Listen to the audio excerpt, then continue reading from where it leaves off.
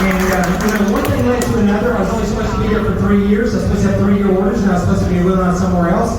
But it just turned out that those other 5 positions I was telling you about, they were really senior to me. They were colonels and captains, and they were in a position. At the end of the Bush administration, they left. They retired and moved on. So overnight, I went from being one of the most junior guys to one of the most senior guys, right?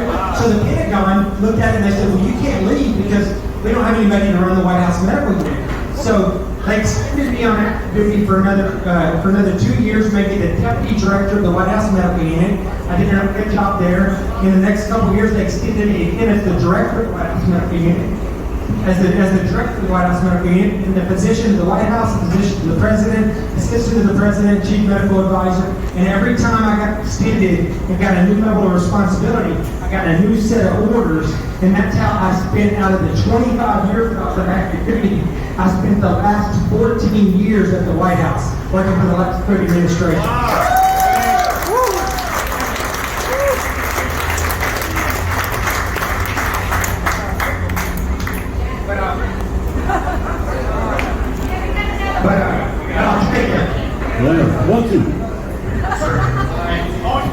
Always prepared. But I'll tell you, I had a great relationship. Literally, I didn't agree with, you guys know, I am from the #1 most conservative district in the entire United States right now. That's my favorite thing. But, so you can imagine, I didn't agree with anything that the Obama administration did politically. I just didn't. But, on a personal standpoint, they were easy to work for, and, and Obama treated me and my family, treated the military and Secret Service and everybody else fine. I mean, they were a good family to work for. The Bushes were a wonderful family to work for, and the Trumps were a wonderful family to work for. So I was blessed to work for 3 great families. Now, I didn't agree with the Obama administration on anything politically, but whenever Trump came in, I was planning to leave at the beginning of the Trump administration. I'd already put my retirement paperwork in. I already had a job set up. I was going to sit on some boards. I was going to do some consulting. I was going to make money that just dwarfed my active duty pay. I was pretty excited about it, right? Jane was excited about it. We're going back to Texas. We're going to make some money, live in a nice house, a nice life. And so everything was all set up. But then what happened is during the transition, it turns out that the Trump folks didn't know anything about setting up the White House. So they reached out to the most recent Republican folks that did, which were the Bush folks. So the Trump transition team was all Bush folks. Well, those folks knew me from in the Bush administration. I'd taken care of them and their families. When they found out I was still there, they were like, hey, you can't leave. We need you to stay. I was like, I'm not staying. I'm getting out. I got 20 plus years and I already made it to Navy Admiral. I'm out of here, right? And so they came after me, they kept after me, and eventually I said, okay, you know what? I'll stay for 6 months, I'll make the transition, I'll find you guys somebody that you trust, that you're comfortable with, and then I'm moving on. And they said, okay, thanks, we'll go with that. Well, I got there, and immediately I developed this really tight relationship with Trump. People ask you, like, well, how did that happen? Well, the main reason was because my office in the White House was directly below the president's bedroom in the White House. That's my office. And so you guys know that he was getting up every morning 3 hours before anybody else showed up at the White House, and he was tweeting, he was watching TV, he was talking on the phone, he was getting spun up about all kinds of stuff, right? So he'd drop down that elevator in the morning, I'd be the first person he'd see. He'd walk up and he'd like, Doc, did you see this? Did you see that? I was like, yes, sir. We'd start talking about it, and he'd go walk with me. So I walked him to work out of 5 mornings. So I'd walk him down the West Colonnade, down the Oval Colonnade, right into the back of the Oval Office. We'd finish up our conversation. The chief of staff, the national security advisor, whoever be in the outer oval waiting on him, I'd walk out, they'd walk in as they would start. I did that like 3 out of 5 mornings. So right off the bat, we developed a pretty tight relationship. And so it just got more, it just got closer and closer as time went on. I took care of the entire family. I took care of Jared and Ivanka and Eric and Don Jr. and all their kids. And so, I really enjoyed working for him. I mean, I told people, they asked me, like, what was it like working for the different presidents? I was like, it was great. President Bush treated me like a son. He's 25 years older than me. Along with his family. I was from West Texas. He was from West Texas. And he really did treat me like a son. And Mrs. Bush was great, and I got along with him really well. And then Obama, it was more of a professional relationship. He was very nice to me, but it was more of a doctor-patient thing. And then Trump, people ask me about, well, what about Trump? And I'm like, I don't know how to describe like working for Trump. I mean, other than say it's like exciting, you know?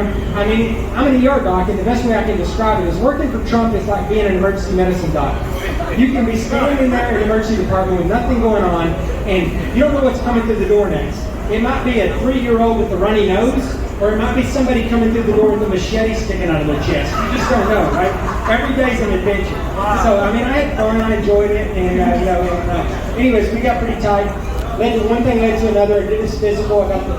That's really was my downfall as far as like, you know, from the press. I did this physical. I got the Trump stamp on me. And that day, the day that I did the president's physical, the left decided that if there was ever an opportunity to cut my heart out, and so that's really how that all played out. But then, you know, time went on, President nominated me for the Secretary of the VA, so I was his nominee. He wanted me to be a member of his cabinet. We're in Air Force One, coming back from Mar-a-Lago one night, and he was walking down the hall. I was in my cabin, you know, my medical cabin, which is right next to his office.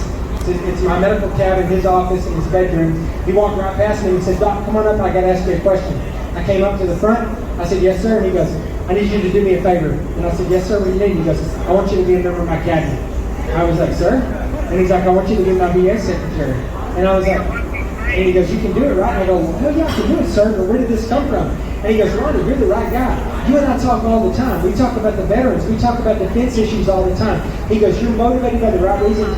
You're active duty. You're going to be a veteran. Your son is in the military. Your other son's going to be in the military." He goes, "Every time we have a discussion about the veterans, you always bring it back to like, well, what does that do for the veterans?" He goes, "You're motivated by the right reasons. You're not driven by political interest, by special interest, by lobbyists." He goes, "That's who I want in that job. I want somebody who's going to take care of our veterans, and you're the guy." And so,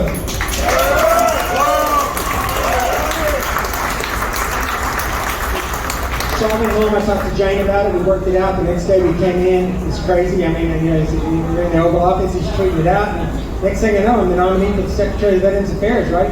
It was great. You know, I went through the whole nomination process, and then 1 week before my hearing, the left came after me. A lot of people don't, like, you know, I didn't know this at the time. I've never seen it happen to anybody. But looking back now, I realize I got Kavanaugh before Kavanaugh did. I was the warm-up. I was the pregame, but I didn't know it, right?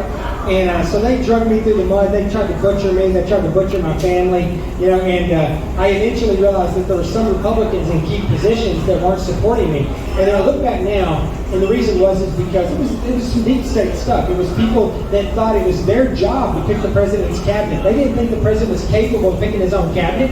They had already picked his cabinet secretaries, including the Secretary of the VA, and it wasn't Ronny Jackson. When he threw my name in, I took the apple cart, and they came after me, right? So eventually, I decided that this wasn't going to work out. I wasn't going to get confirmed. I talked to the president. I withdrew my nomination. So for the next few months, I was just disgusted with it. And I was like, I hate D.C. I went out of here. The president didn't want me to leave. He promoted me to assistant to the president, made me his chief medical advisor. I was working on medical policy issues. Everything was fine. But I was looking to get out. I told Jane, I want out of this place. I hate this place, D.C. It's a swamp. It's a sewer. It's disgusting. I don't want anything to do with it. I want out. And so we were working hard on getting out. I put my retirement paper in. Then one day I turned the TV on and I saw that Mac Thornberry, the congressman from the 13th Congressional District of Texas where I grew up, he wasn't running again. He'd been the congressman for 26 years and he decided he wasn't going to run again. And I just had an epiphany. I was sitting there. I never thought about being a member of Congress. I never thought about being a politician. It never crossed my mind.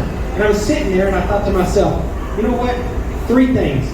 Mind you, this was October of 2019. The economy was booming. I thought, like most people did, there's no way Trump's getting beat. No way. And honestly, I still think it wouldn't have happened if there had been some fraud involved. At the time, there was no way that Trump was getting beat. The economy was booming. Everything was going on. So I said to myself, Trump's going to get reelected. He's going to be our president for the next 4 years.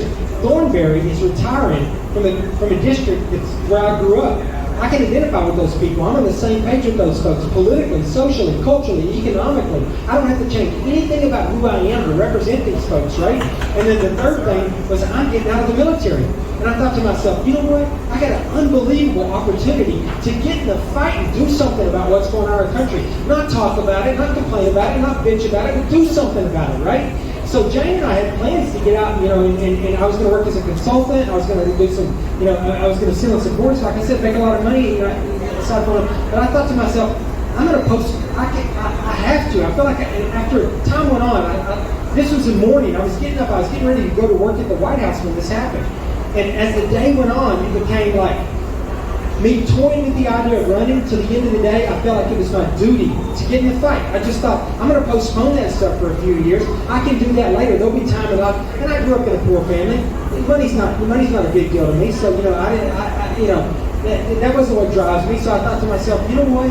I'm going to get in this fight. I'm going to do what I can. Because honestly, it sounds cliche. It really does. I mean, if I said this 10 years ago, I would have thought this is a political, something politicians say. But it's the reality. I was worried about the future of my kids and my grandkids. I saw what was happening in our country. And it's terrifying, right? So I got in this fight. I got in this fight for those reasons, knowing I could make a big difference. Now, Trump didn't get elected, right? He didn't get elected. He did. Yeah, okay, I agree with you. But he's not our president right now, which is a shame, but it's true, okay? So, did that change the calculus for me? Yes. You know what? I think my job's more important than ever right now, right? My job is more important than ever right now. Instead of being in a position where I know the commander-in-chief, I know the head of state, and I'm tight with the executive branch, and we have the House and the Senate, and we're pushing legislation through. We're in extremis right now. Our country is in trouble right now. The Dems are coming after us like nobody's business.